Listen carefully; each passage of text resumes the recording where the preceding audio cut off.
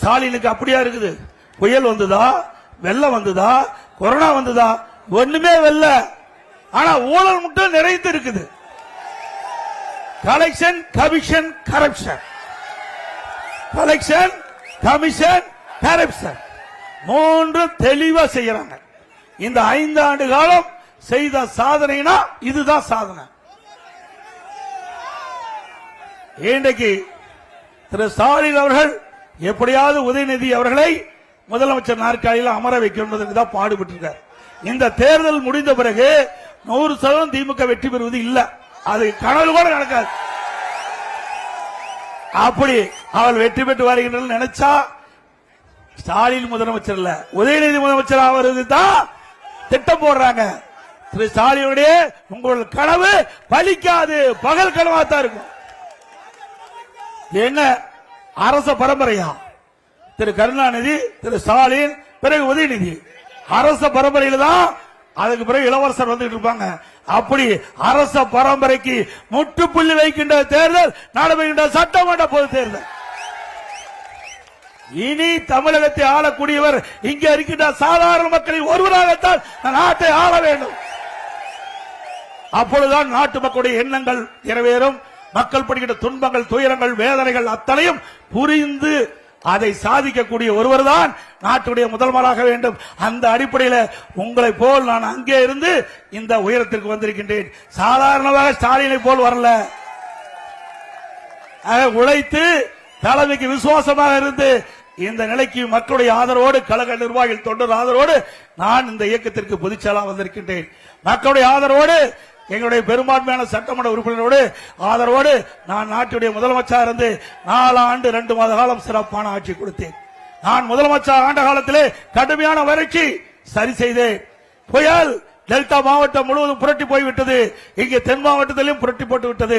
இப்படிப்பட்ட காலகட்டத்திலும் சரியான நடவடிக்கை எடுத்து திறமையாக செயல்பட்டு மக்களுக்கு இயல்பு நிலையை கொண்டு வந்த அரசாங்கம் அதிமுக அரசாங்கம்.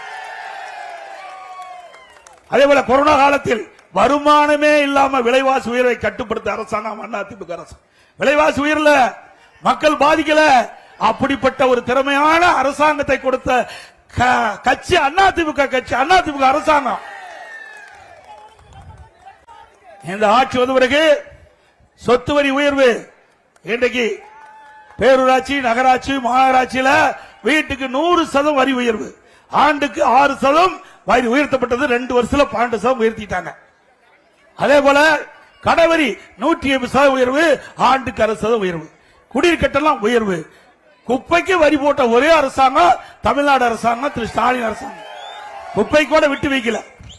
அதே போல மின் கட்டணம், இன்றைக்கு திராவிட முன்னேற்றங்கள் ஆட்சி வந்த பிறகு 52% மின் கட்டணம் உயர்த்தினாங்க.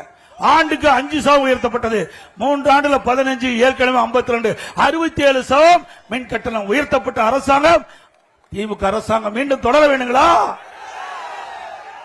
எல்லாவற்றிற்கும் மேலாக இன்றைக்கு இந்த ஆட்சியில வருமானம் உயர்ந்து விட்டது.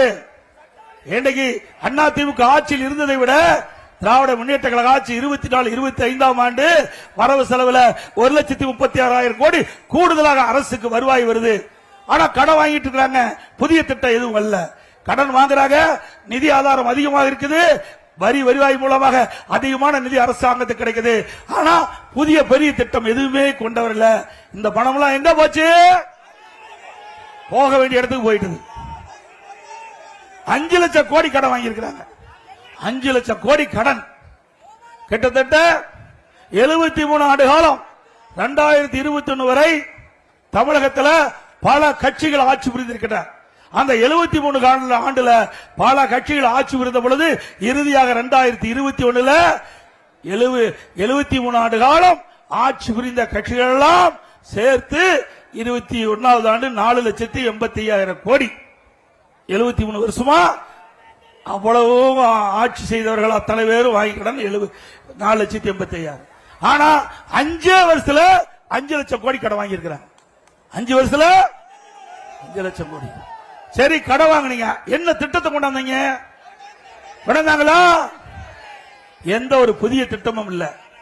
ஒரு பக்கம் கடன் வாங்குறாங்க, ஒரு பக்கம் வருவாய் அதிகரிச்சிட்டு அதிமுக ஆட்சி விட கூடுதலான வருவாய். அதிமுக ஆட்சியில ஒரு வருஷம் வருவாயே இல்லாம 40,000 கோடி கொரோனாவுக்கு செலவு செஞ்சு கூட ஒரு சிறப்பான ஆட்சி கொடுத்த அதிமுக ஆட்சியில. அப்படிங்கிற பொழுது நிர்வாக திறமையற்ற முதலமைச்சர் இன்றைக்கு தமிழ்நாட்டை ஆண்டு கொண்டிருக்கிற காரணத்தினாலே இன்றைக்கு தமிழ்நாடு தாழ்ந்து தலை தொங்கி போய் காட்சி அளிக்கிறது என்பதை நாம் எண்ணி பார்க்க வேண்டும். இன்றைக்கு இப்படிப்பட்ட ஆட்சி தொடர வேண்டுமா? இந்த வாங்கின கடன் யாரு கட்டுறது? நீங்க தாங்க கட்ட வேணும். என்னமோ நான் வர்றேன், நீங்க வந்திருக்கிறீங்க, நான் பேசணும் கேட்டுட்டு போகாதீங்க. இந்த கடன் பூரா மக்கள் தலையில் தான் வந்து விழும். இப்படி கடன் வாங்கின்ற அரசாங்கம் தொடர வேண்டுமா? நாட்டு மக்கள் மீது வரி சுமத்துகின்ற அரசாங்கம் தொடர வேண்டுமா?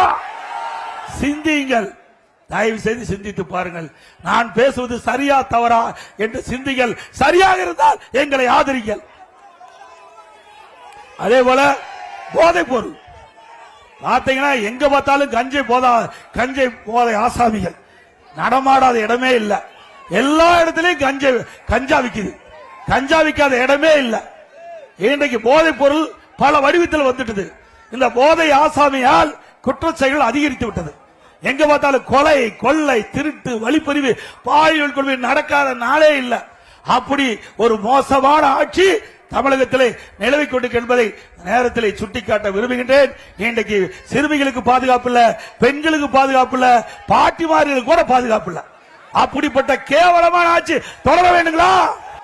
இன்றைக்கு கன்னியாகுமரி மாவட்டத்தில் பல்வேறு திட்டங்களை நாங்கள் அதிமுக ஆட்சி நிறைவேற்றி கொடுத்திருக்கிறோம். ஏற்கனவே 2 அரசு கலைக்கல்லூரி கொடுத்திருக்கிறோம். கன்னியாகுமரி மாவட்டத்தில் அழகிய பாண்டியபுரம் கூட்டுக்குடி திட்டம் 110 கோடியில செயல்படுத்தி இருக்கிறோம். ரெனையல் கூட்டுக்குடி திட்டம் 174 கோடியில நாங்கள் கொடுத்திருக்கிறோம். பூம்புகார் கப்பல் போக்குவரத்து கழகத்திற்கு வேணந்த பாறை தில்லூர் சிலை பகுதிக்கு அதிக அளவில் சுற்றுலா பயணம் செல்வதற்காக 2 கப்பல்கள், அதிநவீன கப்பல்கள் வாங்கி கொடுத்திருக்கிறோம். அதே போல மணக்குடியில் மேல மணக்குடி கீழ மணக்குடி இணைப்பு மேம்பாலம் கட்டப்பட்டது.